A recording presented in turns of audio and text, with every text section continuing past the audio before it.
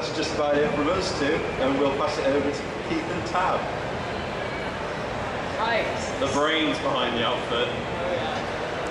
Skits. I mainly do skits. I think I've only ever done one just walk-on entry. I think it's because I like doing really, pretty epic costumes, then getting up on stage and showing that you've got a sense of humour too, because otherwise you feel a bit like some ponce in an armour suit all day, and getting up on stage and doing a skit show, so you are a ponce, with silly dancing. But pretty much, skits, for me, they always have to start with an idea. How you get that idea is irrelevant, it will just come to you one day. And once you've got that idea, you have to figure out if you can actually make it into a skit. I mean, one of the big things is make sure you have friends who will do it with you. Try and emphasise that one enough. Yeah, seriously. If you don't have reliable, trustworthy friends who won't panic right before the stage and leg it, the skits will not happen. And there's no point putting a lot of effort and time into planning a skit when you've got no one to do it with. But what you can do is sometimes, I've got a skit idea that I've had around for like a year or so that I really want to do, and I'm just waiting for the right people to become available to do it with me. So sometimes it's best to just wait on an idea, refine it a bit more, get the right people who will do it right with you, and then it can be a happy, fun experience for all with less stress. The other thing is, will the stage that you're working on be suitable for the skit you're doing? That's a big one because the expo stage has steps, which means if you have to come on and off, you're going to need a lot more time to do it. You also got to figure out, how big it is. Will you be able to fit enough people on it? That's a big factor into planning what you're going to do. And the other one is, you've got to figure out if you're going to use a microphone, sound recording, and what's available at the convention or expo for you to do. So for example, at expo, there's no microphones available for skits whatsoever. So all skit plans that you have to have at expo has to be pre-recorded, and you have to take that into account when you're planning. I'd like to add something onto that. Yeah. Mics are so rare at conventions. These three are the most we've ever seen at any convention. There's only ever two. If you're lucky. Yeah. Normally one. That doesn't work very well. Yeah. The other one is, can you do it in the costume you planned? Look at me. I am like walking like this all day. I mean, I know we wanted So the somersaults out. Yeah. I mean, we wanted to do a sword fight, but the other reason besides the weapons is the fact that bits of armour might fly off me at any moment in time. So if you're going to do a skit and sort of like any part sort of like weighs on the fact that your costume can do this or you can do this, plan around it. Because if you go on stage, do your skit, while it'd be funny if your costume breaks for everyone else, it won't be funny for you.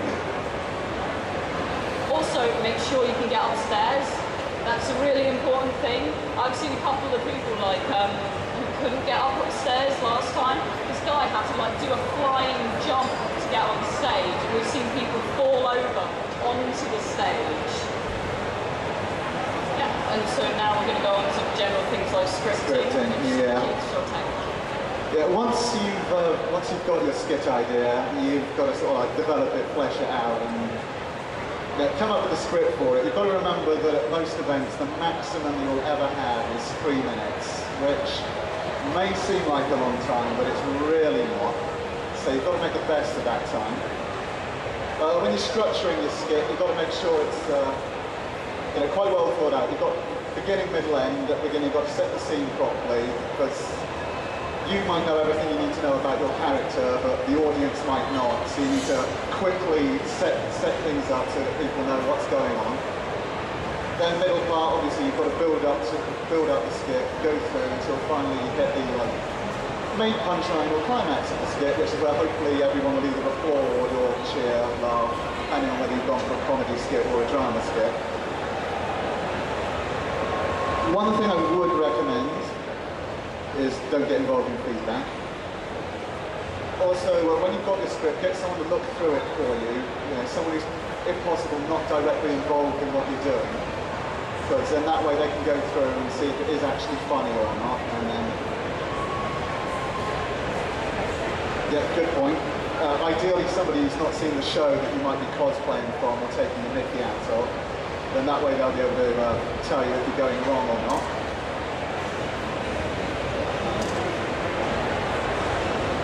Having done that, It's now time to record the music for your skit. and the dialogue, which, as Tab mentioned earlier, and Matt and Zariel did, most events either have very few microphones or, like Expo, don't have microphones, so it all has to be pre-recorded. So if you're at an event like Expo and it's going to be pre-recorded, make sure that you leave gaps for audience reaction, because the last thing you want if you're doing a funny line or something is the audience to be laughing and then they totally miss the next segment of your skit. You know, it's hardly ideal. Also, when you're recording these, you've got to make sure whatever sound equipment you're using, you have to make sure the sound level's also reasonably the same. You don't want a situation where you've got dialogue going back and forth. It means like, I've come to face you in combat, Siegfried.